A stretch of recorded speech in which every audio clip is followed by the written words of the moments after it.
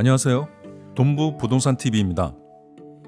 저번 2월 14일 매매가 변동률 관련해서 서울, 경기, 인천 지역의 아파트 매매가 변동률 빅데이터 분석 결과를 보내드렸습니다. 그때 말씀드린 것처럼 정기적으로 분석 결과를 알려드리기 위해 이번엔 매매가 변동률과 더불어서 전세가 변동률도 같이 분석해서 공유드리겠습니다. 서울특별시로 먼저 가보겠습니다. 매매가 주간 변동률 현황입니다. 우선 2021년 7월부터 2022년 2월까지 총 8개월에 대한 매매가 변동률 데이터를 이렇게 등치도 형식으로 보면서 한눈에 어떻게 매매가 변동률이 지난 8개월 동안 변해왔는지 보도록 하겠습니다. 등치도에서 이렇게 파란색이 짙을수록 플러스 양의 값이 높은 곳이고 빨간색이 짙을수록 음의 값으로 낮은 값을 의미합니다. 그리고 흰색은 0을 나타납니다. 2021년 7월부터 보시면 9월까지 전반적으로 점점 파란색이 짙어지고 있습니다. 이는 매매가 변동률이 양의 값으로 즉 상승률이 급격히 높아지고 있음을 의미합니다. 그런데 10월 달부터 상승폭이 낮아지면서 12월 달에는 몇 개 지역을 제외하고는 흰색으로 매매가 변동률이 거의 없어지는 보합 상태를 나타냅니다. 그런데 올해 1월부터는 관악구와 성북구에서도 매매가 변동률이 마이너스 하락세를 보이고 2월 달에는 성북구, 양천구 그리고 강남 4구 중에 하나인 강동구도 하락세로 전환되었습니다. 즉 전체적으로 이렇게 보더라도 현재 매매가 변동률은 전체적으로 하락세임을 한눈에 알 수가 있습니다. 참고로 작년 10월 달에 정부 가계부채 대책이 발표되었습니다. 이런 영향으로 10월 달부터 보합세와 하락세를 이렇게 나타난 것 같습니다. 그럼 서울에서도 강남 4구에 대해 2022년도 매매가 변동률을 주간 단위로 어떻게 변했는지 보겠습니다. 강동구는 1월 달에 0.07%까지 상승세를 이어오다가 2월부터 마이너스대로 진입하면서 하락세입니다. 다음 송파구도 1월 달에는 0.06% 이상 상승세를 유지하다가 2월 달에는 0.03%로 상승률 폭이 좁아졌고 현재는 거의 0%대로 움직임이 없습니다. 강남구는 아파트 상승률이 이렇게 보합세를 나타내면서 아직 0.05%대로 주간별로 상승하고 있습니다.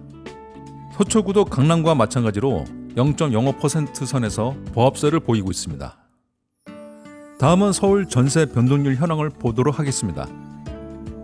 여기 등치도를 전반적으로 2021년 7월부터 쭉 보시면 앞서 보신 매매가 변동률 현황하고 비슷하게 올해 1월부터 마이너스대로 하락세가 점점 심해지고 있습니다.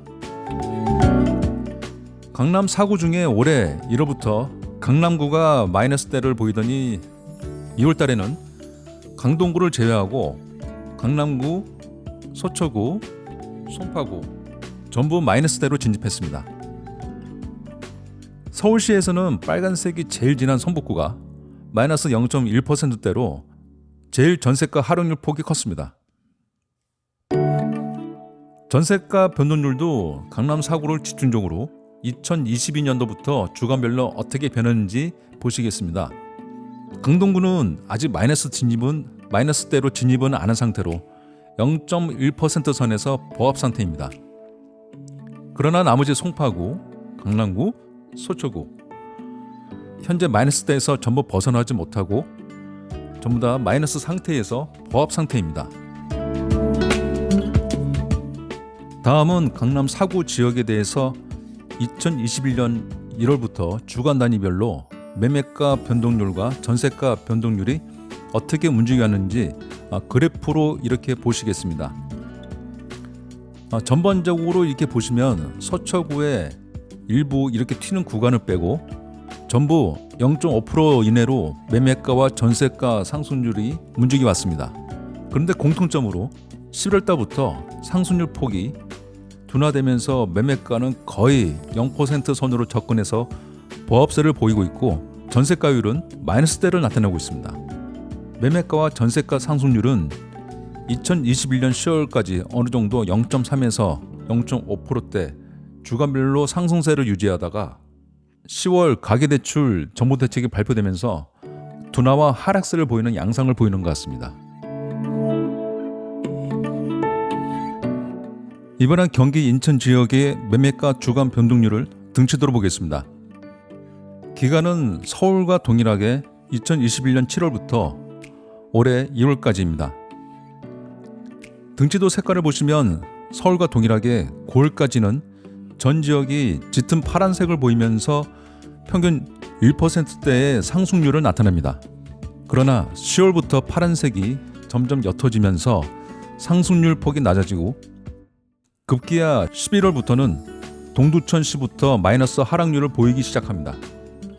12월에는 광명시, 안양시 동안구, 그리고 수원시 권선구가 마이너스 하락률로 진입했고 1월에는 고양시, 일산 서구, 우왕시, 화성시도 신규 마이너스대로 진입했습니다. 2월에는 붉은색이 옅어지면서 마이너스 하락률 폭은 좁아졌지만 전반적으로 파란색이 평택시, 안성시, 이천시를 제외하고 안 보일 정도로 마이너스 아니면 0%대의 보합세를 보이고 있습니다. 다음은 전세가 변동률을 등치도로 보시겠습니다. 기간은 앞에 매매가 변동률과 동일합니다. 전세가 상승률도 9월달이 파란색이 제일 짙은 것처럼 제일 높았습니다. 그리고 점점 옅어지더니 11월부터 동두천시, 광명시, 의왕시, 화성시, 구리시, 의정부시 등 전염병처럼 점점 마이너스대가 퍼지더니 2월에는 매매가처럼 색깔은 좀 옅어졌지만은 거의 마이너스대 하락 아니면은 0%대 보합 상태를 보이고 있습니다. 이번엔 경기 지역의 대표 9개 시 군구에 대해서 매매가와 전세가가 주간별로 어떻게 변동하였는지 그래프로 보겠습니다. 데이터는 2021년 1월부터 주간별로 적용했습니다. 전반적으로 9개의 그래프를 이렇게 트렌드를 보시면 서울과 마찬가지로 10월 기점으로 이렇게 매매가와 전세가 상승률이 낮아지면서 0% 보합세 아니면 마이너스대를 나타내고 있습니다. 그래프를 보면 1월부터 주간별로 상승률 폭이 상승하면서 9월 달에 정점을 찍다가 그 이후 전부 하향세로 돌아서는 현상입니다. 과천시와 성남시 분당구는 타 지역보다 아파트값이 고가이다 보니 변동률 폭이 타 지역보다 상대적으로 작아 보이는 점 참조하시기 바랍니다. 지금 트렌드로 봐서는 어떤 트리거 현상이 없으면 당분간 이런 하락세나 보합세를 유지할 것으로 보입니다. 대통령 선거가 끝난 후에 윤석열 당선자는 부동산 정책과 세제에 대해서 대대적으로 손볼 것으로 예측하고 있습니다. 이러한 신규 부동산 대책이 얼마나 부동산 시장에 활기를 넣을지 아니면 당분간 보합세나 하락세로 계속 유지할지는 다음 4월 달에 다시 한번 어떤 연관성이 있는지 분석해봐야 할 것 같습니다. 그럼 4월 달에 매매가와 전세가에 대해서 분석 결과를 다시 한번 공유 드릴 것을 약속드리면서 지금까지 동부 부동산 TV였습니다. 시청해 주셔서 감사합니다.